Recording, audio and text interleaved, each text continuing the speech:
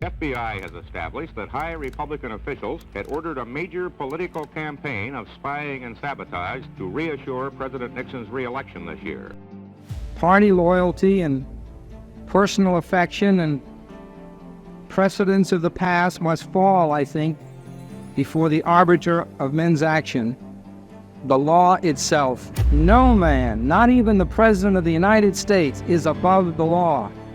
For our system of justice and our system of government to survive, we must pledge our highest allegiance to the strength of the law and not to the common frailties of men. Richard Nixon has, beyond a reasonable doubt, committed impeachable offenses, which in my judgment are of sufficient magnitude that he should be removed from office.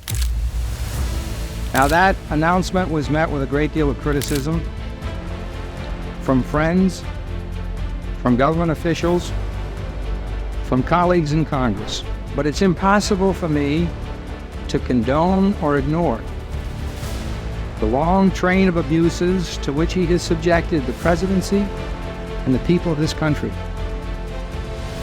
The Constitution and my own oath of office demand that I bear true faith and allegiance to the principles of law and justice upon which this nation was founded.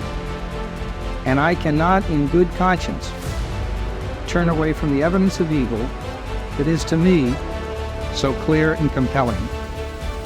The fact is, and the thing that's so appalling to me, is that the president, when this whole idea was suggested to him, didn't in righteous indignation rise up and say, "Get out of here, you're in the office of the President of the United States. How can you talk about blackmail and bribery and keeping witnesses silent? This is the presidency of the United States," and throw them out of his office and pick up the phone and call the Department of Justice and tell them there's an obstruction of justice going on. Someone's trying to buy the silence of a witness. But my president didn't do that. He sat there and he worked and worked to try to cover this thing up so it wouldn't come to light. And as much as it pains me to say it, he should be impeached and removed from office. A Maryland congressman, a Republican, sat on the House Judiciary Committee during Watergate, and the entire world was watching. Would this man be willing to buck his own party, his own president, to do what he thought was right for the country? Despite tremendous pressure, this statesman put aside partisanship and made the tough decision. And he became the first Republican to come out for the impeachment of President Nixon. That man was my dad.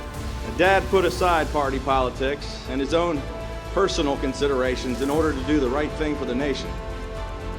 And I'm gonna get emotional now. And he taught me more about integrity in one day than most men learn in a lifetime. And I am so proud to be his son.